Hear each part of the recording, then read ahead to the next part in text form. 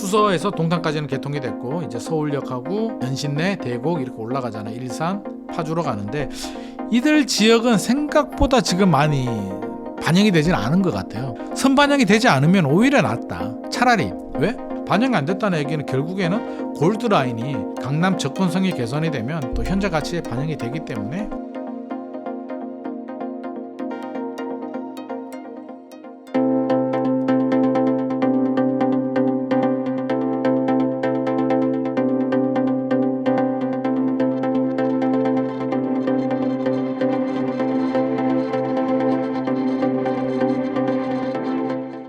GTX 라인 지역의 부동산 어떻게 전망하시나요? GTX는 A, B, C가 있고요. 이제 추가로 D, F 신설 노선이 있는데 일단 GTX A부터 한번 살짝 말씀을 드리면 GTX A는 이제 동탄에서 수서 구간은 이제 개통을 했습니다. 부분 개통했고요. 삼성역은 2028년 개통 예정이고 나머지 구간은 올해 말에 2024년 말에 개통하는데 GTX A가 뭐 가장 빠르고 가장 유망하고 라인도 가장 좋습니다. 왜?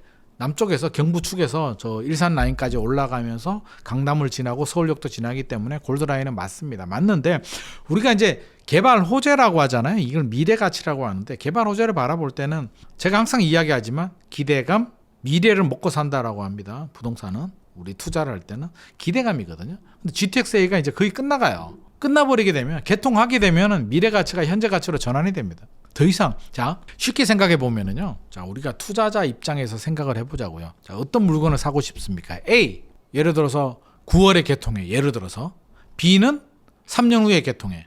그럼 우리는 뭘 사고 싶습니까? 3년 후에 개통되는 걸 사고 싶다니까요. 왜?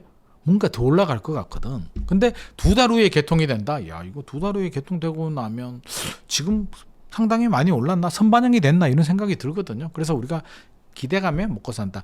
뉴스 보셨죠? 동탄 2신도시 동탄역 거기 개통되기 전에 뭐 22억 거래가 됐다. 뭐 그 롯데캐슬 아파트 뭐 난리가 났잖아요. 전용 면적 101이었나요? 102였나요? 39평이었나? 40평 정도 되는 아파트 22억 거래가 돼서 난리가 났는데 제가 그때 분명히 말씀드렸거든요. 이거 개통되고 나면 이거 22억 뚫기는 어려울 거다. 단기간에. 나중에는 될지는 모르겠으나 왜? 미래 가치 때문에.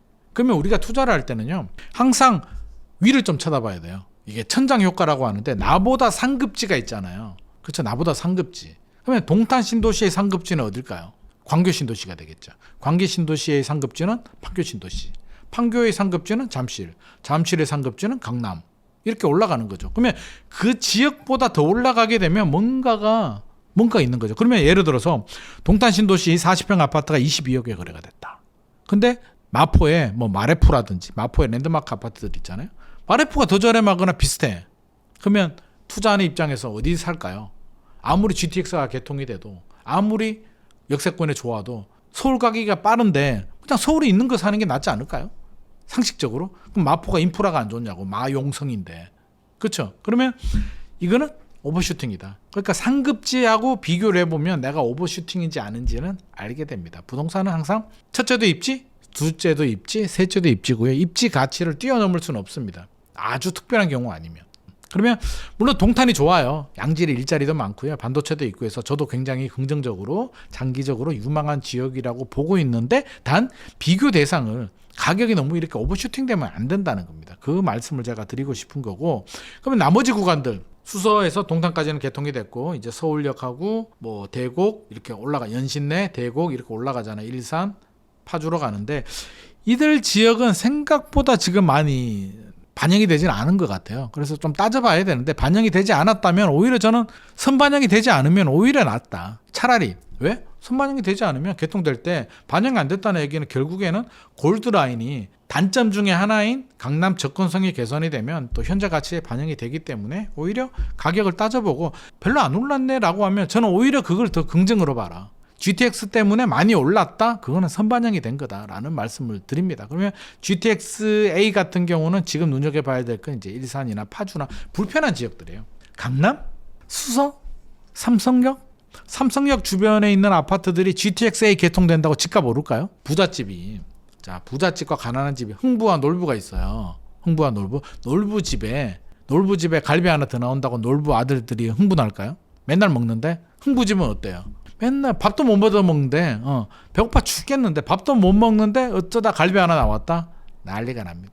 마찬가지입니다. 교통호재도 갈망하고 불편하고 뭔가 결핍이 있는 지역에 이런 개선 효과가 나오면 효과가 극대화되는 거죠. 동탄처럼. 근데 강남이나 이런 지역들은 지하철 한두 개 개통된다고 해서 뭐 집값 어차피 우리 동네가 최고인데 이런 지역입니다. 그래서 더 올라갈 데도 없지만 이들 지역들은 단 천장은 없다. 압구정도 마찬가지고요. 천장이 없잖아요. 압구정의 장점이 뭐예요?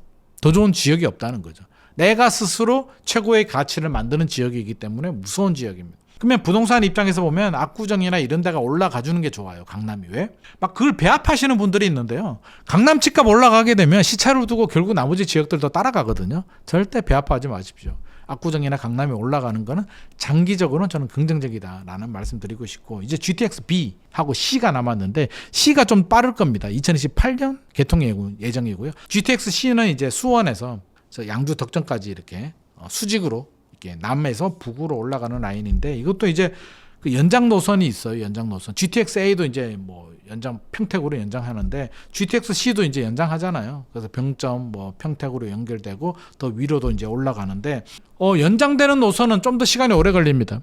한 2035년 정도 돼야 될 것 같고요. 일단 지금은 연장보다는 GTX C 같은 경우는 2028년 늦어질 수도 있을 수도 있으나 아무튼 GTX A가 끝나고 나면 이제 GTX C입니다. C가 그 다음 노선, 그 다음 GTX B로 가기 때문에 GTX C도 좀 눈여겨봐도 괜찮겠다. 수원하고 안산에서 출발해서 인덕원 지나서 이렇게 올라가잖아요. 그래서 인덕원도 이제 GTX C 때문에 흥분해가지고 2021년인가요? 2022년에 한번 급등해가지고 그 지역 아파트들이 한번 홍역을 앓은 적이 있는데, 그런 게 전형적인 오버슈팅이죠. 거기 아파트, 모 아파트 같은 경우는 전용 84가 분양가가 5억 몇천 했던 거로 기억이 나는데 그게 16억인가 17억까지 올랐거든요. 다른 아파트들이 2배 올라가는데 얘가 3배 올랐다는 얘기는 미래 가치가 지나치게 선반영이 되면서 오버슈팅이 된 거고요. 그 후로 이제 1차 하락 때 좀 많이 조정이 됐죠. 그래서 이렇게 오버슈팅이 되는 건 반드시 조정이 됩니다. 그게 세상 이치예요. 너무 빨리 달렸다? 좀 오래 쉬어야 되고요. 너무 높은 산으로 올라갔다? 내려오는데도 시간이 많이 걸립니다. 그래서 GTX C도 눈여겨봐야 되는데, 이제 가격이 충분히 조정됐다면 이제 오히려 또 기회가 될 수도 있겠죠. 조정이 안 되는 게 문제인데 조정이 됐다면 이제 좀 냉정하게 보고, 분명히 호재 맞습니다. 그래서 GTX C도 부족한 지역들, 강남 쪽 보지 마시고요. 뭐 양주라든지 의정부라든지 수원, 안산, 의왕, 인덕원이 있는 이런 지역들은 호재가 될 것 같습니다. 그래서 아직은 시간 많이 남았잖아요. 2024년이니까 5, 6, 7 4, 5, 6, 7, 8 5년 정도 남았으니까 그 사이에 어떤 개통되기 한 1년, 2년 전을 앞두고 한 번 또 불꽃이 튈 수도 있다. 그것도 여러 가지 상황과 맞아떨어져야겠죠. 집값이 올라갈 때 미래 가치는요, 가만히 있는데 반영이 되지는 않습니다. 뭔가 올라갈 때 양념 하나 쳐주는 거죠. 요리를 하는데 그냥 다시다하고 미원만 집어넣으면 맛있나요? 그건 아니잖아요. 기본적으로 스팸도 집어넣고 김치도 넣고 고기도 넣고 넣었는데 뭔가가 잠깐 결핍이 있을 때 그 스프 MSG 딱 넣으면 감칠맛이 기가 막히잖아요. 맛이 배가 되듯이 미래 가치도 그런 겁니다. 지하철 하나만 가지고 좋아지는 게 아니라 뭔가 여건이 올라갈, 공급도 부족하고 가격도 저평가가 되고 뭔가 올라갈 때가 됐을 때 이런 개발 호재가 나오면 이제 효과가 극대화되는 거죠. MSG 정도로 생각하시면 될 것 같고요. 그 다음은 이제 GTX B, 송도에서 남양주로 가고 뭐 나중에 연장해가지고 저 어디예요? 저 춘천까지 간다라고 하는데, 연장 노선은 지금 너무 심각하게 생각하지 마시고 기본적으로 송도에서 남양주까지는 연결해야 된다. 그러면 외곽 지역들, 결핍이 있는 지역들이 효과가 크다고 했잖아요. 송도, 인천, 남양주 이런 지역들이 효과가 큽니다. 그래서 2030년 개통 예정인데 이런 지역들도 지금 빨리 사야지가 아니라 충분히 무르익었을 때, 아직 시간 많이 남았으니까요. GTX A도 오래 걸렸잖아요. 오래 걸렸는데 마지막에 이제 부동산 시장과 맞물리면서 이제 상승폭을 키웠듯이 이들 지역들도 때가 됐을 때는 힘을 발휘할 수가 있기 때문에 가지고 계시는 분들이라면 뭐 굳이 팔 필요는 없는 거고요. 이제 투자를 생각하시는 분들이라면 뭐 지금 당장 사야지가 아니라 이런 호재는 있다. MSG가 있는데 아직 찌개가 끓지 않았네. 찌개 끓을 때까지 기다렸다가 타이밍을 잘 보는 것도 좋겠고요. DF 신설 노선은 솔직히 말씀드리면 언제 될지 모르겠습니다. 2035년 이야기하는데 돼야 되는 거고요. 2035년, 2040년 계획을 지금 미리 들어간다? 막 굳이? 그럴 필요는 없겠다. 하지만 우리가 관심은 가져야겠다. 눈여겨는 봐야 되겠죠. 왜? 시간 금방 지나가거든요. 지나고 나니까 저도 요즘 나이를 먹으니까 1년 1년이 얼마나 빨리 가는지 10년이 순식간에 지나간 것 같아요. GTX가 처음 얘기 나왔을 때가 2008년도 김문수 경기지사 시절인데 제가 2008년만 하더라도 될까? GTX가?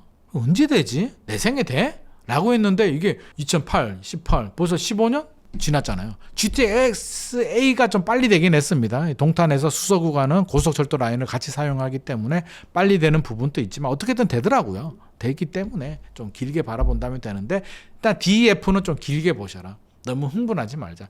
DEF 신설 노선을 지금 투자해서 아파트를 10년, 15년, 20년을 가지고 간다는 거는 현실적으로 좀 논리적으로 맞지 않다. 그래서 알고는 이때 물론 또 가지고 계시는 분들이라면 또 상황이 달라질 수는 있겠으나 이렇게 좀 전략적으로 양념 정도로. 그래서 이게 모든 걸 해결해 주지는 않는다. 미래 가치라고 했잖아요. 기본적으로 아파트는요 4가지 가치가 있습니다. 시장 가치, 부동산 시장 흐름에 얼마나 탄력적으로 움직여 주느냐. 그래서 우리가 집값 많이 올라갔을 때 2017년에서 2021년의 가격 상승을 보고 2배 정도 올라가는 아파트들은 탄력성이 좀 있다라고 우리가 판단을 할 수가 있을 것 같고요. 고기도 먹어본 사람이 먹거든요. 그래서 기본적으로 탄력성이 있는 아파트가 좋습니다. 그리고 현재 가치는 이제 눈에 보이는 가치인데 기본적으로 역세권, 지하철역, 학교는 초등학교가 중요합니다. 초등학교, 중학교 순이고요. 고등학교는 중요하지 않습니다. 초등학교가 가까울수록 좋다. 우리 초품화단지 뭐 이야기를 하잖아요.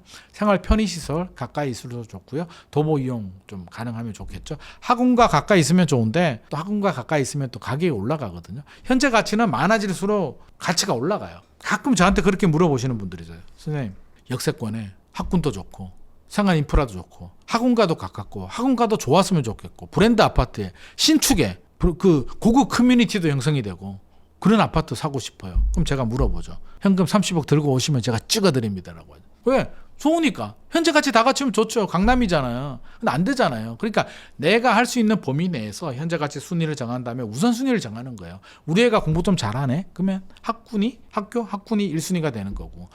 아무리 봐도 우리 애가 배우자 닮아가지고 공부를 못하는 것 같아 라고 하면 굳이 뭐 학교를 좋은 데 할 필요 없다라고 하면 우선순위가 이제 뭐 역세권이 될 수도 있는 거고, 그렇죠? 모든 걸 다 만족할 수가 없으니까. 그래서 현재 가치 봐야 된다. 근데 기본적으로는 제일 중요한 거는 역세권하고 학교가 제일 중요합니다. 편의시설하고요. 요즘은 이제 브랜드도 중요합니다. 그래서 이런 거 좀 따져보셔야 될 것 같고, 세 번째는 여기에 이제 MSG 양념쳐야죠. 미래가치가 있는 곳들은 시장 가치 탄력성이 붙고 현재 가치가 좋아서 올라갈 때 더 빠르게 올라갈 수 있는 촉매제 역할을 해주기 때문에 미래 가치가 좋겠다. 따져봐야 되고요. 미래 가치 하나만 가지고 안 됩니다. 거기에 이제 내재 가치. 네 번째는 내재 가치는 땅의 가치예요. 오래된 아파트들, 20년, 30년 된 아파트들은 나중에 재건축 재개발해야 되는데 땅, 대지 지분을 많이 가지고 있을수록 유리하잖아요. 그러면 이 대지 지분은 우리가 내재 가치를 볼 때는 첫 번째 대지 지분이 많이 있느냐를 봐야 되고요. 두 번째는 용적률. 아파트 같은 경우 용적률이 낮으면 낮을수록 좋아요. 지을 때는 높게 용적률을 인센티브를 받아서 많이 지으면 좋은 거지만 살 때는 용적률이 낮아야 많이 지을 수 있잖아요. 용적률이 최대한 낮을수록 좋겠다. 옛날 개포주공 같은 5층짜리 아파트는 용적률이 80%. 이제 그런 아파트는 없고요. 목동이 110에서 150%. 굉장히 좋죠. 그래서 목동이 좋은 겁니다. 왜? 용적률이 낮으니까 내재 가치가 좋고 일반 분양 물량을 많이 뽑을 수가 있습니다. 그래서 목동이 좋은 거고요. 상계동도 뭐 한 160에서 180% 정도 되니까 뭐 내재 가치 괜찮습니다. 그래서 이렇게 보고, 세 번째는 이제 부동산을 좀 아시는 분들은 용도 지역을 좀 봐야 되는데 뭐 2종 일반 주거 지역이냐 3종 일반 주거 지역이냐 준주거 지역이냐 봐야 되는데, 용적률이 좋을수록 용적률을 높게 받을 수가 있는데 가끔 뭐 이게 종상향이라고 하죠. 용도 변경을 한다. 뭐 2종에서 3종, 3종에서 준주거 지역으로 바꾸면 올라간다라는 말을 쉽게 하는데 종상향 쉽지 않습니다. 용도 변경 진짜 잘 안 해주거든요. 그래서 뭐 부동산에서 이거 용도 변경만 되면 대박이야. 용도 변경 지금 추진하고 있다니까 안 됩니다. 거의 안 됩니다. 그래서 용도 변경 너무 되면은 좋은 건데 지나치게 그거를 기대하고 거기에 베팅을 해서 투자하는 거는 바람직하지 않습니다. 이렇게 네 가지 가치로 좀 판단하면 좋을 것 같고요. 거기에 플러스, 말 나온 김에 플러스 가치가 뭐냐면 조망권이 이제 우리 한강 조망을 생각하면 한강 조망이 나오는 아파트 비싸잖아요. 왜 비싼 줄 아세요? 서울에서 한강 조망이 나오기 때문에 비싼 겁니다. 인프라 좋고 역세권에 교육 환경 좋고 인지도 좋고 현재 가치가 잘 갖춰져 있는 기본기가 탄탄한데 한강도 나와. 그게 플러스 가치입니다. 한강만 나와. 그러면 이런 말씀 드리면 죄송하지만 저 남양주나 김포로 가셔야지. 그거 서울보다 저렴하면서 한강 조망 잘 나오는 아파트들이 있거든요. 조망만 나오면 안 됩니다. 오히려 한강 조망, 한강 강을 보는 건 그렇게 좋지 않습니다. 풍수지리적으로. 인생의 덧없음을 이렇게 멍하니 강물 흘러가는 거 하루 종일 보고 있잖아요. 우울증 옵니다. 아, 나는 인생을 왜 이렇게 살고 있나 뭐 이렇게.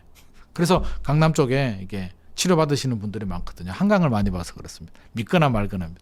그래서 일단 있으면 좋다. 좋은데 이 조망권이 모든 걸 해결해 주진 않는다. 그래서 조망권이 있으면 예를 들어서 청약을 했는데 조망권이 있어서 있는 아파트 당첨되면 완전 땡큐죠. 가치가 더 올라가는데 내가 아파트를 구입하는데 같은 값이면 아니면 조금 차이가 나는데 조망이 나오면 좋지. 이왕이면 그거 하는 게 좋죠. 좋은데 이미 가치가 반영됐는데 돈을 뭐 몇 억을 더 주고 굳이 조망 나오는 아파트를 사서 실제로 우리가 보지 않거든요. 한강 조망 나오면 하루 종일 한강 볼 것 같습니까? 안 봅니다. 처음에 아파트 사가지고 한 일주일에 열심히 보겠지.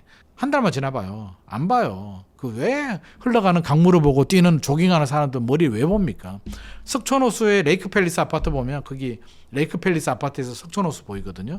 석촌호수에 벚꽃 피면 예쁘잖아요. 막상 보면 사람 새까만 머리밖에 안 보여요. 거기. 그래서 제 아는 분도 거기 살고 있어서 한번 보니까 빨래 줄을 이렇게 걸어놨더라고요. 발코니에 빨래줄에서 기저귀 막 늘어났어. 아니 이 좋은 조망을 왜 이러냐니까 보는 것도 하루 이틀이지 나중에는 지겹다고 그냥 이게 햇볕 잘 드니까 이게 기저귀 말리더라고요. 그러니까 조망권 가치를 그렇게 많이 주고 저는 할 필요는 없다. 이왕이면 하는 거는 좋겠다. 이게 플러스 가치입니다. 그러면 조망과 소음이 겹칠 수가 있잖아요. 그럼 뭘 선택해야 되느냐? 정도를 따져봐야 됩니다. 정도. 그러면 따져본다. 뭘 따져본다? 제가 실제로 경험한 사례인데요. 이제 골프장 조망이 나오는 아파트를 보러 갔는데 와 뷰가 너무 멋져요. 기가 막혀요, 진짜. 기가 막힌데 신기한 건 뒷땅하고 가격이 똑같습니다. 뭔가 이상하잖아. 이 정도 뷰가 잘 나오는데 왜 가격이 똑같을까? 그 답은 소음. 그 앞에 기차가 지나갑니다. 철도가. 엄청 시끄러워요. 자는 애가 깰 정도로. 애 떨어질 정도로 소리가 큽니다. 그러면 뭘 해야 되느냐? 차라리 조망 안 보는 게 나아요. 그 정도 시끄러우면. 근데 그냥 도로 소음 정도야. 그 정도면 조망 나오는 게 좋겠죠. 그래서 요거는 조망 나온다고 해서 무조건 아니다. 정도의 차이를 좀 따져봐라. 혐오시설도 마찬가지죠. 예를 들어서 축사가 있어서 냄새가 나. 이거는 혐오시설이잖아요. 그럼 어떻게 판단해야 될까요? 축사는 괜찮아요. 왜? 축사가 있다는 얘기는 예전에 농업지역 또는 관리지역이었는데 이제 그 확장이 되면서 이제 아파트 주거시설이 지어졌기 때문에 나중에 다 없어집니다. 그 과정인데 안 없어지는 혐오시설이 있어요. 교도소 없어지나요? 어디다 옮겨? 쉽지 않아요. 공항 어떻게 옮기냐고. 공항 옮기는 거는 군사 안보예요. 대한민국 정책의 1순위가 안보예요. 그래서 이런 거는 못 옮깁니다. 그러니까 이런 거는 해결 안 된다. 이런 혐오시설들 마이너스 요인들은 알아서 걸러라. 감안하고 들어가야 되고 축사라든지 뭔가 민원을 넣어서 해결할 수 있는 문제. 축사 민원 막 넣어봐요. 결국에는 옮겨 간단 말이에요. 또는 어떤 앞서서 기차 같은 소음이 있으면 소음 덮개를 덮어버린다든지 뭐 이런 방법을 찾을 수는 있겠죠. 그래서 아파트 투자할 때는 이렇게 좀 전략적으로 좀 알아보고 투자하시는 것도 좋은 방법이 될 것 같습니다. 주택 수별 부동산 전략 어떻게 잡으면 좋을까요? 자, 무주택자들은요. 자, 이제 전략을 좀 고민해 보자고요. 무주택자들이 있고요. 1주택자들이 있고요. 다주택자들이 있어요. 그럼 무주택자부터 생각을 해 보자고요. 무주택자들은 제가 볼 때는 세 가지 부류가 있는 것 같습니다. 구매 능력이 아예 없는 분들. 구매 욕구는 있는데 능력이 없는 분들이 있을 수도 있고요. 그렇죠? 집은 사고 싶은데 지금 돈이 없어 하시는 분들이 있을 수도 있고요. 자금력이 되는데 구매 욕구가 없는 분들이 있어요. 그리고 두 개 다가 없는 분들이 있어요. 욕구도 없고 능력도 없는 분들. 전략이 좀 달라지는데 욕구는 있는데 구매 능력이 없는 분들, 한마디로 종잣돈이 부족하거나 이런 분들이라면 이제 전략적으로 가야죠. 계속 관심을 가져야죠. 우리 딸 같은 경우지. 집을 사고 싶어해. 근데 돈은 없어. 그래서 제가 항상 얘기하죠. 야, 모아라. 일단 종잣돈을 만들고 좋은 청약 단지들 계속 집어넣어라. 그럼 제가 청약 나오는 건 제가 계속 얘기합니다. 야, 이번 주는 이거 넣어봐, 저거 넣어봐, 이렇게 하죠. 이게 이제 나이가 이제 많으신 분들은 모르겠는데 주로 이제 1번 케이스 구매 욕구는 있는데 구매 능력이 부족하신 분들은 2030들이 주로 해당이 됩니다. 이런 분들은 노력하는 거에 따라서 저는 얼마든지 반드시 내 집 마련을 할 수 있다고 생각합니다. 저도 과거에 그랬고요. 안 될 것 같은데 10년만 노력해 보십시오. 반드시 됩니다. 그래서 지금 안 될 것 같아도 열심히 종잣돈 모으면 10년 동안 종잣돈 충분히 모읍니다. 청약도 마찬가지고 10년 동안 청약했는데 안 된다? 솔직히 우리 청약에서 안 되는 분들은요, 가끔 어쩌다가 정말 좋은 거 하나씩 넣습니다. 그리고 나는 안 되네 이래요. 아니 진짜 좋은 게 그게 내가 넣는다고 뚝 떨어지냐고. 가점 점수 좋지도 않으면서. 제가 아시는 분 중에요, 2021년에 부동산 시장 분위기 좋았을 때, 청약 경쟁률이 엄청 높았을 때 67번 청약해가지고요, 1주택자인데 추천 물량 된 적이 있습니다. 그 의지의 한국인이잖아요. 67번이 쉬울 것 같습니까? 끊임없이 도전하는 거죠.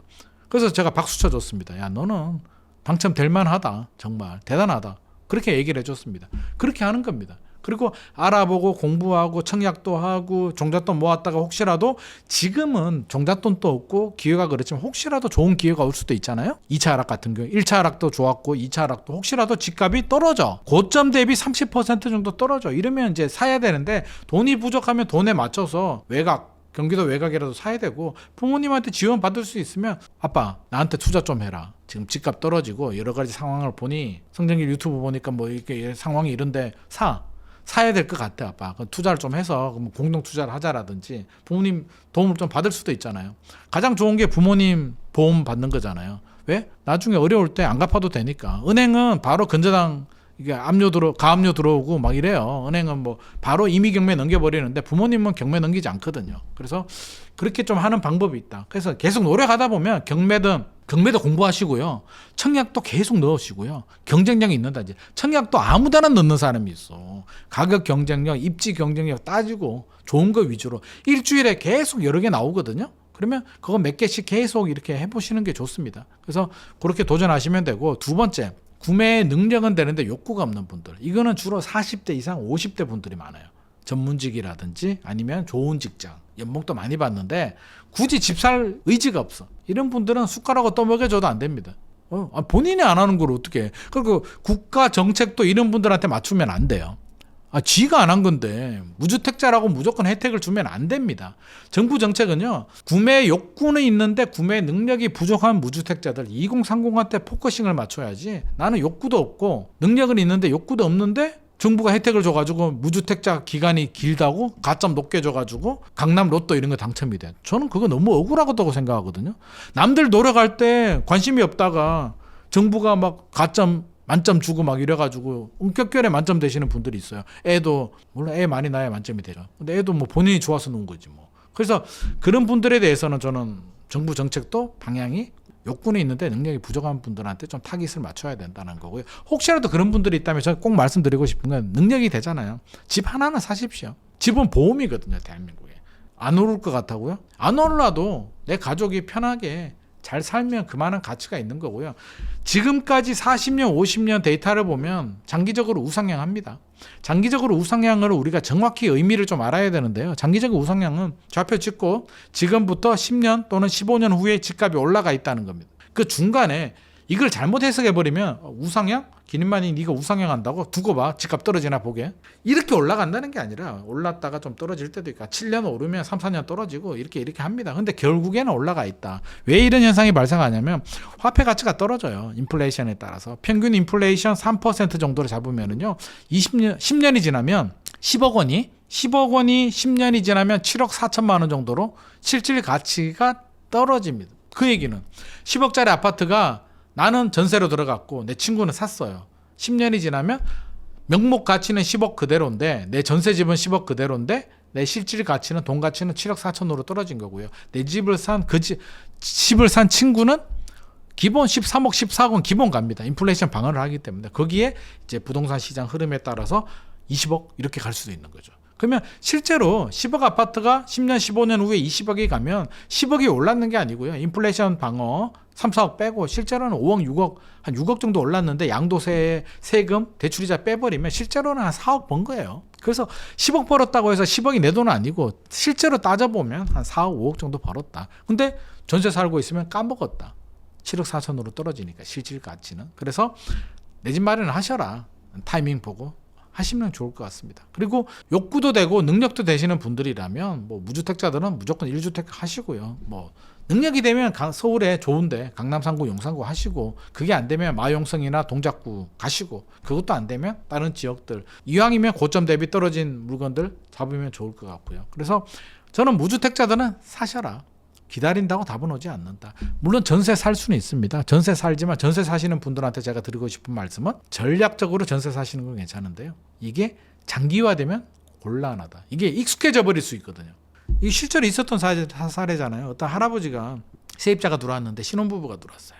이 할아버지가 옛날 생각이 나가지고 막 고생했잖아요, 옛날에. 그래서 할머니 돌아가시고 이제 막 고생한 할머니 생각이 나서 내가 전세금 안 올릴 테니까 편하게 행복하게 잘 살아라고 했는데 진짜 편하게 행복하게 살아버렸어요. 10년 동안.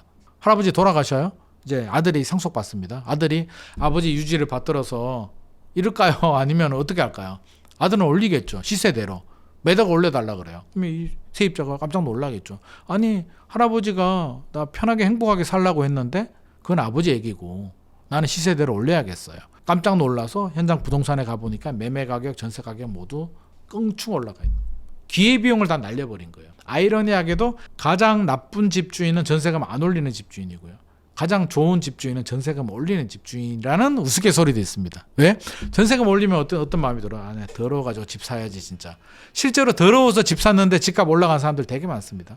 막 전략적으로 고민해가지고 막 이런 분들도 있지만 일반적으로는요, 그냥 필요해서, 제가 쭉 해보니까 한 20년 지켜보니까요, 필요해서 집 산 사람들이 항상 정답이더라고요. 필요해서 집 산 사람은 항상 정답이니까 자금이 되고 또 이렇게 하신 분들이라면, 필요해서 집 사시는 분들은 저는 언제든지 찬성입니다. 단 지금은 여러 가지 불확실성이 있으니까 사서 바로 올라야 돼, 떨어지면 안 돼, 이러면 안 되고, 우리가 항상 예상 못하는 일들이 생길 수도 있으니까 떨어지더라도 1년, 2년, 3년, 5년 버티다 보면 반드시 올라갑니다. 아무 걱정하지 마십시오. 1주택자들은 걱정할 필요가 없다. 무주택자들이 1주택 되는 거는 걱정할 필요가 없다는 말씀 드리고요. 1주택자들은요, 이제 집을 팔 때가 있어요. 1주택이 2주택으로 되는 건 이제 본인의 능력이고요.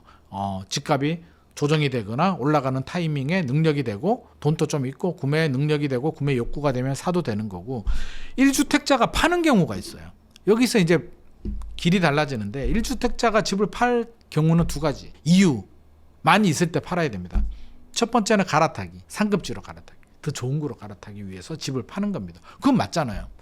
가끔 그런 분들이 있거든요. 내 집은 높게 받고 싶고 갈아타고 싶은 집은 급매물로 잡고 싶어. 현실에서는 그거 불가능합니다. 왜? 갈아타고 싶은 집이 대부분 상급지거든요. 안 좋은 집으로 갈아타고 싶은 사람이 어디 있습니까? 상황이 어려워진 거 빼고요. 그러면 어떻게? 내 집은 높은 가격 받고 싶은데 갈아타고 싶은 집은 더 좋은 상급지니까 더 많이 오르겠죠? 그럴 때는 내 집을 팔고 실시간으로 상급지로 갈아타는 겁니다. 집값이 막 올라가, 막 상승장이에요. 막 상승장일 때는 먼저 사고 먼저 잡고 내 집을 몇 달이라도 늦게 팔면 내 집도 그 사이에 올라가 있을 수는 있겠죠. 막 떨어질 때는 어떻게? 내 집 먼저 팔고 갈아타고 싶은 집을 사는데, 그렇지 않을 때는 그냥 실시간으로 갈아타면 됩니다. 두 번째 이유, 1주택자가 집을 팔아야 되는 두 번째 이유는 필요할 때, 건강이 안 좋아, 여러 가지 사정이 있을 수도 있잖아요. 퇴직하고 고정 수익이 줄어들어, 생활이 안 돼, 그래서 평수를 줄인다든지 지역을 옮겨. 이거는 정답이잖아요. 내 생활이 우선이지. 서울에 아파트 하나 깔고 살면서 죽을 때까지 막 힘들게 생활비도 부족해가지고 라면 먹고 이렇게 살면서 살다 돌아가셔. 그럼 그 집은 누구한테 가요? 상속 가요. 자식이. 그럼 자식이 부모님이 그렇게 고생해서 집을 이렇게 한다고 생각할까요? 제사도 안 지내주거든요. 그러니까 그러지는 말자. 그러니까 필요하거나 갈아탈 목적이라면 1주택자들도 팔아도 좋다. 하지만 불안해서, 예를 들어서 뭐 집값이 떨어질 것 같으니까, 근거도 없어, 그냥 감이야. 감에 집값이 떨어질 것 같아. 이거 실패 확률이 엄청 높고요. 엄청 후회합니다. 일단 팔고 나잖아요. 내가 팔았는 집 똑같은 수준의 집을 사기도 어렵습니다. 통상적으로. 왜? 팔면은 중개보수 내야 되죠. 양도세 내야 되죠. 차 떼고 포 떼면 줄어들어요, 실제로. 그래서 실시간으로 동일한 수준으로 갈아타기도 어렵습니다. 실제로는. 현실은 그래요. 그래서 그게 쉽지 않다라는 말씀 제가 반드시 드리고 싶고, 절대 불안하다는 마음에 팔지는 마십시오. 집 하나는 보험입니다. 그냥 하나 가지고 있는데 안 오르면 어때요? 우리 가족이 편하게 잘 살면 되고, 인플레이션 방어는 합니다. 올라가요. 많이 오르느냐 적게 오르느냐인데 뭐 운도 따라줘야 되니까 너무 고민하지 마시고, 다주택자들은 좀 더 보수적으로 가야죠. 3주택 이상인데 뭐가 아쉬워서. 혹시라도 지금 집값 올라가면 땡큐 아니에요? 집 3개 있는데 3채 올라가면 됐지, 1개 더 사서 4채 올라가는 건 욕심이잖아요. 그러니까 너무 욕심내지는 말자. 3주택 이상 되시는 분들이라면 일단 상황을 보고 진짜 기회다. 강남 3구 용산구 풀리고 양도세 특례 나오고 막 정부가 제발 집 좀 사줘, 박근혜 정부 때 2013년처럼 그럴 때는 3주택에서 4주택 가도 됩니다. 근데 그럴 때가 아니면 굳이 지금 주택수를, 다주택자가 주택수를 늘릴 필요는 없을 것 같습니다.